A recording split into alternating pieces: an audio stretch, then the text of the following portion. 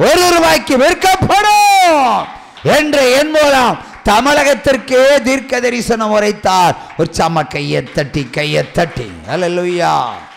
அந்த வேளையெல்லாம் பரிசுத்த ஆவியானவர் என் சரீரத்தில் ஏறுவதை, என் உதட்டில் முத்தமிட்டு நிற்பதை, என் நெற்றியில் சிறகுரித்து நிற்பதை, என் தலை மயிர் வழியாக கூட ஏறி பரத்தில் போவதை சகல கண்களும் பார்க்கும்படியாய் ஒரு அற்புதத்தை செய்திருக்கிறார். அந்த ஊழியத்திலும் இல்லாத ஒரு அற்புதம் சொன்னா அவர் செய்வாரு.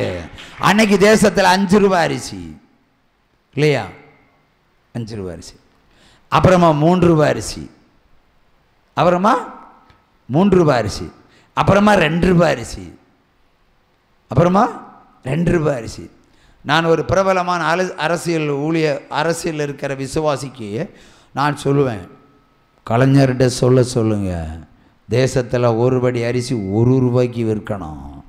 விற்றாதான் இனி உங்களுக்கு, இல்லை என்றால் யார் சொல்லுகிறார்களோ அது அவர்களுக்கு. உற்சாம கையை தட்டலாம். ஹல்லேலூயா. தேசத்தில் திராவிட முன்னேற்ற கழகம் சில நன்மைகளை செய்கிறது. ஆனால் ஒரு படி அரிசி 1 ரூபாய்க்கு விற்க தயங்குகிறது. அது தயங்குகிறது 3 ரூபாய். ஆனால் எலெக்ஷன்ல 1 ரூபாய் அரிசி விற்றது யாரு? ஜெயலலிதா ஆட்சி காலத்தில் தான் தேசத்தில் அரிசி 1 ரூபாய்க்கு முதல் கட்டமாக விற்கப்படுகிறது. உற்சாம கையை தட்டுங்க. ஆட்சி அங்கு கொடுக்கப்படுகிறது. அடுத்தபடியாக சொன்னார், தேசத்தில் இலவச அரிசி கொடுக்கப்படுகிற ஆட்சி என்னைக்கு ஆசீர்வதிப்பேன். ஆனால் மதுபான கடைகளை மூடாவிட்டால் உன் ஆட்சி தொடராது என்றும் எச்சரித்தார். உற்சாம கையை தட்டுங்க. பரவு இலவச அரிசியை முந்தின யாரு? அதிமுக தான் முந்திச்சு. 2வது கலைஞர் சொன்னார், எடுபடலை. பரவு அதிமுக மறுபடியும் ஆட்சிக்கு வருகிறது. ஆனால் மதுபான கடைகளை மூடுவதற்கு அவர்கள் தயக்கம் காட்டினார்கள். ஆகிய அவர் என்ன சொன்ன தீர்க்க தரிசனம், ஆட்சி ஆளலாம், ஆனால் நீ தொடர முடியாது. பாதியில் அவர்கள் பயணத்தை முடித்துவிட்டு பரலோகத்துக்கு போயிருக்கிறார்கள். இல்லையே? ஒரு சும்மா கையை தட்டுங்க. தீர்க்க தரிசனத்தை நடப்பிக்கிறது யாரு? தேவன். சொன்னா செய்யணும். ஹல்லேலூயா. இப்போதைக்கு என்ன சொல்லுகிறார்? இலவசமான உணவுப் பொருட்களை சமீப காலமாக சொல்லிட்டு வருகிறார். இலவசமான உணவுப் பொருட்களை கொடுக்கிற அரசாட்சியை நான் என்றைக்கு ஆசீர்வதிப்பேன் இதுதான் சொல்லியிருக்கிறார். இதை எந்த அரசியல்வாதி நிறைவேற்றுகிறானோ அவன்தான் ஆட்சி பீடத்தில் அமர முடியும். ஒரு சம கையை தட்டுங்க. ஹல்லேலூயா. ஏற்கனவே 2000 சொல்லியிருக்கிற கிறிஸ்தவன் தமிழ்நாட்டை ஆளுவான் என்று இன்றைக்கு ஒரு கிறிஸ்தவன் ஒரு கட்சியை ஆரம்பித்திருக்கிறான். ஒரு சம கையை தட்டி ஹல்லேலூயா. ஆனால் இந்த திட்டத்திற்கு உடன்படுகிறவர்கள், ஏனால் ஜனங்கள் பசியோடு இருப்பதை என்றென்றைக்கும் சகித்துக் கொள்ளாத ஒரு தேவனை நம்ம கிறிஸ்தவ மதத்தில் தான் பார்க்க முடியும். தேவன் மலை பிரசங்கத்தில் இருக்கிறாரு. 9 மணி தான் ஆயிடுச்சு. 10 மணிக்கு சாப்பிட்டா செத்தோன்னு போக மாட்டீங்க. 11 மணிக்கு சாப்பிட்டா செத்தோன்னு போக மாட்டீங்க. ஆனால் அந்த தேவன் என்ன பார்க்கிறாரு? ஐயோ 9 மணிக்கு பிள்ளைகள் நைட்டு சாப்பிடணும். வீட்டுக்கு போகும்போது 11 மணி 12 மணி ஆயிரும். உடனே சீசர்களை பார்த்து, என்ன சாப்பாடு வச்சிருக்கிறாய்? ஒண்ணுமே இல்லை, 5 அப்பம் 2 மீன் கொண்டு வா, நான் ஜெபம் பண்றேன். அவர் ஜெபம் பண்ணாரு. பிட்டு எல்லாருக்கும் கொடு. 5000 பேருக்கு கொடுத்து எத்தனை கூடையில் எடுத்தாங்க? ஒரு சாம கையை தட்டலாம். ஹல்லேலூயா, ஹல்லேலூயா. எத்தனை பேருக்கு பழுகி பெருக்கி கொடுத்தார் ஆண்டவர். அவர் சாப்பாடு போடுகிற தேவன். நீங்கள் பசியோடு இருப்பதை, தேவையில்லாமல் உபவாசித்திருப்பதை சகித்துக் கொள்கிற தேவன் அல்ல. உற்சாம கையை தட்டலாம். ஹல்லேலூயா. ஆவே இந்த ஊழியக்காரனுக்கு என்னை பசியில வருத்தி, என்னை பஞ்சத்திலே உருவாக்கி, கஷ்டத்திலே நடப்பித்து, தேசத்தினுடைய கஷ்டங்களை போக்குவதற்கு என் மூலம் தீர்க்க தரிசனம் உரைத்து தமிழ்நாட்டிலே ஆட்சியை அமைத்திருக்கிறார் என்று சொன்னால் அது ஜீவ ஒளியினுடைய ஆட்சி. உற்சாம கையை தட்டலாம். ஹல்லேலூயா. அன்று எலியா இப்படிதான் பசியோடு இருந்தான். சாரிபாத்துக்கு போன்னு சொன்னாரு.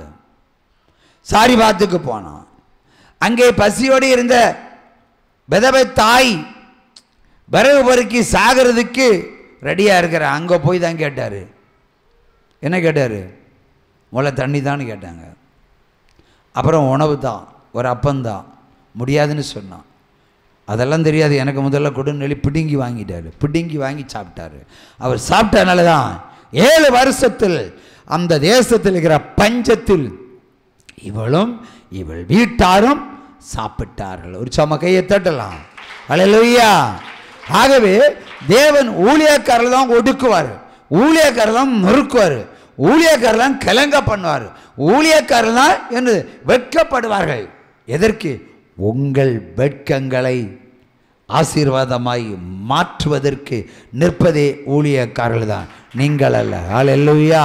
அவை வெட்கத்தை ருசி பார்க்காதவன், அவமானங்களை ருசி பார்க்காதவன், கலக்கத்தையும் பஞ்சத்தையும் தரித்திரத்தையும் ருசி பார்க்காதவன் தேவ ஆசீர்வாதத்தை ஒரு நாள் ருசி பார்க்க முடியாது. ஒரு சம கையை தட்டலாம். அல்லேலூயா. ஆவியான தேவனுக்கு ரூபம் ஒன்றும் இல்லையே. கையை தட்டுங்க. அல்லேலூயா. ஆகவே தீர்க்க தரிசனங்கள் உரைத்தால், அது தேவனால் உரைத்தால் அது தேசத்தில் நிறைவேறும், நிறைவேறாமல் திரும்புவதில்லை. ஆகவேதான் ஆண்டவர் சொல்லுவார். 2 நாளாகமம் 20:20 என்ன சொல்லுகிறது?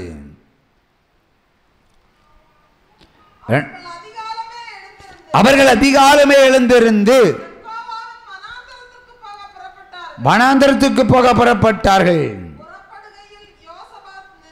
புறப்படுகையில் யோசபாத் நின்று, யூதாவே எருசலேமின் குடிகளே கேளுங்கள்,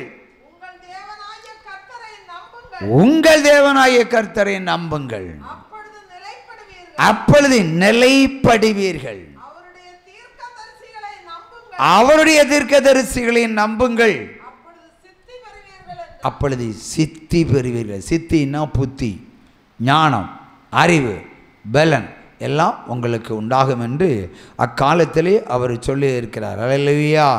ஆகவே தீர்க்க தரிசனங்கள் உங்களுக்கு புறப்பட்டு வந்திருக்குமானால் ஒரு காலம் அதை அவிவிசுவாசியாமல் இராமல் விசுவசித்து தியானித்து அது நிறைவேறும் வரைக்கும் போராடுங்கள். அல்லேலூயா. ஒரு சம கையை தட்டலாம். அல்லேலூயா. இப்போ பூமிக்கடியில் தண்ணி இருக்குன்னு தெரியும். இருக்குமா இல்லையா பிரதர்? தண்ணி இருக்கும். சிலருக்கு 20 அடியில் கிடைக்கும், சிலருக்கு 200 அடிக்கு கீழே போனால் தான் கிடைக்கும் இல்லையா? அப்போது 20 அடியில் இருக்கிறவங்களுக்கு டப்புன்னு சீக்கிரமாக ஆசீர்வாதம் கிடைக்கும். சிலருக்கு 600 அடி கீழே போனால் தான் கிடைக்கும் தண்ணி. அப்போ 600 அடியும் வெட்டினா தான் தண்ணி வரும். இவன் 100 அடி வெட்டிக்கிட்டு இல்லை 200 அடி வெட்டிக்கிட்டு தண்ணி வரல, இன்னும் இந்த இடத்த விட்டுட்டு வேறு இடத்துக்கு போவோன்னு சொன்னால் அவன் இருமனம் உடையவன், அந்த கிறிஸ்துக்குரியவன், கிடைக்காது. அல்லேலூயா. அங்கே போனாலும் மறுபடியும் 300 அடி வெட்டினா தண்ணி வராது. அப்போ என்ன பண்ணுவான்? ஒரே இடத்துல வெட்டலாம்ல, தண்ணி கிடைக்கும் வரைக்கும் என்ன செய்யணும்? வெட்டிக்கிட்டே இருக்கணும். அல்லேலூயா. தோண்டிக்கிட்டே இருக்கணும். இந்த தோண்டுதல் என்பது விசுவாசத்தின் அடையாளம். அல்லேலூயா. நம்பிக்கையின் அடையாளம். தண்ணி பூமிக்கடியில் இருக்குது. நமக்கு எத்தனை அடியில் இருக்கிறதோ அத்தனை அடி வரைக்கும் தோண்டும் வரைக்கும் தண்ணி கிடைக்காது. தோண்டினால்தான் தண்ணி கிடைக்கும் என்பது விசுவாசம். அல்லேலூயா. விசுவாசத்திற்கு கால அளவு உண்டு. நீங்கள் நம்புகிறதன் அடிப்படையில், விசுவசிக்கிறதன் அடிப்படையில் தான் உங்களுக்கு தேவனுடைய ஆசீர்வாதங்கள் கிடைக்கும். முற்சம கையை தட்டலாம். அல்லேலூயா. அடுத்தபடியாக வாசிக்கப்பட்ட வேத புஸ்தகத்திலிருந்து இன்னொரு வேத வசனத்தை எடுத்து வாசிக்கலாம்.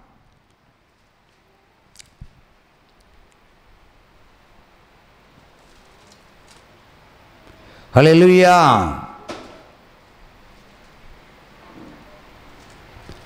ஏதாவது ஒன்று. ஹல்லேலூயா. அல்லேலூயா. அல்லேலூயா. அல்லேலூயா. அல்லேலூயா. அல்லேலூயா. அல்லேலூயா. அல்லேலூயா. அல்லேலூயா. அல்லேலூயா. அல்லேலூயா. வாசிப்போம். ஒரு வசனம் பைபிளில் இல்லையா? 7ஆம் அதிகாரம் 8ம் 9ம். அந்த குஷ்டரோகிகள் பாளையத்திற்கு முன்னடியில் வந்த பொழுது ஒரு கூடாரத்துக்குள் பிரவேசித்து புசித்து குடித்து அதிலிருந்து வெள்ளியையும் பொன்னையும் வஸ்திரத்தையும் எடுத்துக்கொண்டு போய் ஒளித்து வைத்து திரும்பி வந்து வேறொரு கூடாரத்துக்குள் பிரவேசித்து அதிலிருந்தும் அப்படியே எடுத்துக்கொண்டோ ஒளித்து வைத்து பின்பு அவர்கள் ஒருவர் நோக்கி, நாம் செய்வது நியாயம் அல்ல, இந்நாள் நற்செய்தியை அறிவிக்கும் நாள், நாம் மௌனமாய் இருந்து பொழுது விடியும் வரைக்கும் காத்திருந்தால் குற்றம் நம்மை சுமரும். இப்பொழுது நாம் போய் ராஜாவுடைய அரண்மனைக்கு இதை அறிவிப்போம் என்றார்கள். அல்லேலூயா. ஆகவே ஏற்கனவே சொன்ன வசனங்கள் தான். இவர்கள் என்ன செய்கிறாள்? தேவைக்கெல்லாம் எடுத்து வச்சுக்கிட்டு நம்ம மட்டும் எடுத்து வச்சுக்கிட்டு சாப்பிட்டுக்கிட்டு நிம்மதியாக இருக்கக்கூடாது. சமேரியா பட்டணம் பசியில் இருக்குது, அவர்களும் சாப்பிட வேண்டும், இதை அவர்களுக்கு நற்செய்தியாய் அறிவிப்போம் என்றார்கள். அல்லேலூயா. இதில் சொல்லப்பட்ட முக்கியமான பாயிண்ட் நற்செய்தி அறிவிப்போம். தேவ ஆசீர்வாதத்துக்குரியவர்கள், தேவனால் தெரிந்து கொள்ளப்பட்டவர்கள் ஒரு காலம் சும்மா இருக்கக்கூடாது. உங்களுக்கு கிடைத்த ஆசீர்வாதங்களை மற்றவர்களுக்கு அறிய பண்ண வேண்டும். அல்லேலூயா. இப்போ வேதம் உங்களுக்கு கிடைத்திருக்கிற வேதத்தை என்ன செய்யணும்? மற்றவர்களுக்கு சொல்ல வேண்டும். இந்த குஷ்டரோகிகளுக்கு இருந்த ஞானம் இன்றைக்கி நமக்கு இல்லை. இருக்கா இல்லையா? நீங்கள் யாராவது பள்ளிக்கு பெருகி இருக்கீங்களா? இந்த கூட்டத்தில் யாராவது 2 பேரை கூட்டிகிட்டு வர்றீங்களா? இல்லை 2 பேருக்கு சுவிசேஷம் அறிவித்து கூட்டிகிட்டு வர்றீங்களா? இல்லை. நீங்கள் வந்த வண்ணமாகவே இருக்கிறீர்கள், வந்த வண்ணமாகவே போகிறீர்கள். யாருமே எக்ஸ்ட்ரா 2 பேர் சொந்தக்காரங்களோ பந்தக்காரங்களோ இல்லை நண்பர்களோ தோழிகளோ யாரையாவது கூட்டிகிட்டு வந்த மாதிரி இங்கே இந்த சபையில் இல்லை. ஆனால் வேறு சபையில் காராக பிடிச்சி கூட்டிகிட்டு போவாங்க. ஏன்னா அவங்க காசு கொடுப்பாங்க, தலைக்கு இவ்வளோ கொடுப்பாங்க. ஆகவே காராக டாக்ஸியாக வேனாக கூட்டிகிட்டு போவாங்க. கூட்டிகிட்டு போகிறவர்களுக்கு அந்த கன்வீனருக்கு என்ன உண்டு? துட்டு உண்டு. ஆனால் இங்கே துட்டு கிடையாது. அதனால தான் நீங்கள் கூட்டிகிட்டு வரலன்னு நினைக்கிறேன். உற்சாகமாக கையை தட்டுங்க. ஹல்லேலூயா. இங்கே துட்டு கிடைக்காது. என்ன கிடைக்கும்? கொட்டு கிடைக்கும். கொட்டு. தூக்கம் வருது, என்ன கிடைக்கும்? கொட்டு கிடைக்கும். ஹல்லேலூயா. ஆகவே மறுபடியும் வாசிப்போம். ஏதாவது ஒரு வசனத்தை எடுத்து வாசிங்க, டப்புன்னு வாசிங்க. உங்களுக்கு பிடிச்ச வசனம் தான் கிடையாது, ஏதாவது ஒரு வசனம் வாசிக்கப்பட்ட வேத புஸ்தகத்தில் இருந்து, இல்லைன்னா பைபிளில் எந்த மூலையில் இருக்கிற ஏதாவது ஒரு வசனம், தெரிந்ததோ தெரியாததோ பிடிச்சதோ பிடிக்காததோ, இல்லைன்னா கோபத்தில் உள்ளதோ ஆத்திரத்தில் உள்ளதோ, இல்லை பிடிக்காத அந்த கிறிஸ்துக்குரிய காரியமாக இருந்தாலும் எடுத்து பேசுங்க, நான் விளக்கி தரேன். விசுவசித்தால் தேவனுடைய மகிமையை காண்பாய். ஹல்லேலூயா. அது என்ன எங்கே சொன்னார்? லாசர் மரித்து கிடக்கிறான், கல்லறையை காட்டுன்னு அவர் சொல்கிறாரு. மாத்தாள் சொல்லுவா, ஆண்டவரை செத்து 4 நாள் ஆச்சு, பாடி நாரும். உடனே அவர் சொல்லுவார், விசுவசித்தால் என் தேவனுடைய மகிமையை காண்பாய். ஹல்லேலூயா. கல்லறையை கூட்டிகிட்டு போகிறதான் சொன்னார். அதுக்குள்ள அவள் கற்பனை பண்ணி எவ்வளோ சொன்னா, ஐயோ ஆண்டவர் பெரிய தேவன், அவருக்கு மூக்கில் ஸ்மெல்லெல்லாம் வரக்கூடாது, தம்பி செத்து புழுத்து பெட்டிக்குள்ளே ஐஸ் மாதிரி உருகி நீரும் தண்ணீருமாய் எறும்பும் கம்பலையுமாய் புழுக்களுமாய் இருப்பான், அதை இவர் பார்க்க வேண்டாம். அந்த ஒரு ஆதங்கத்திலே அவன் சொன்னான், ஒரு மரியாதை நிமித்தம் சொன்னான். ஆனால் அது உலகத்துக்குரிய ஒரு காரியம். ஆனால் ஆவிக்குரியவர் ஆண்டவர் என்ன சொன்னார்? விசுவாசித்தால் என் தேவனுடைய மகிமையை காண்பாய். கட்டளை என்ன? கல்லறையை காட்டுன்னு தான் சொன்னார். அவருக்கு தெரியாதா கல்லறை இருக்கடா? தெரியும். ஆனாலும் கூட 4 பேரை கூட்டிகிட்டு போகிறாரு. நீங்கள்லாம் வாருங்க, கல்லறை காட்டுங்க. அங்கே என்ன சொன்ன, லாசரை எழும்பி வான்னு சொன்னார். லாசரை எழும்பி வான்னு சொன்னதும் லாசர் எப்படி மரித்தானோ அப்படியே அழுகாமல், சிதையாமல், புழுக்கள் அரிக்காமல் அப்படியே எழும்பி வந்துன்னான். கட்டவிழ்த்து விடுன்னு சொன்னார். ஏன்னா ஏன் கட்டவிழ்க்கிறேன்னு சொன்னால், பாடியை சுற்றி என்ன பண்ணுவாங்க, இந்த சாக்கு மூட்டை கட்டுற மாதிரி கட்டிடுவாங்க பணத்தை இல்லையா, பட்டனா போடுவாங்க, அது இழுத்து கட்டுறதுக்கு நூல் போடுவாங்க இல்லையா, ஓப்பன் சட்டை அப்படியே எடுத்து வச்சுக்கிட்டு நல்லா இந்த பலகாரம் பார்சல் பண்ணுற போல் அதை பார்சல் பண்ணிடுவாங்க. போய் மண்ணுக்குழியில் உள்ளே போட்டுருவாங்க. அது அந்த கட்டை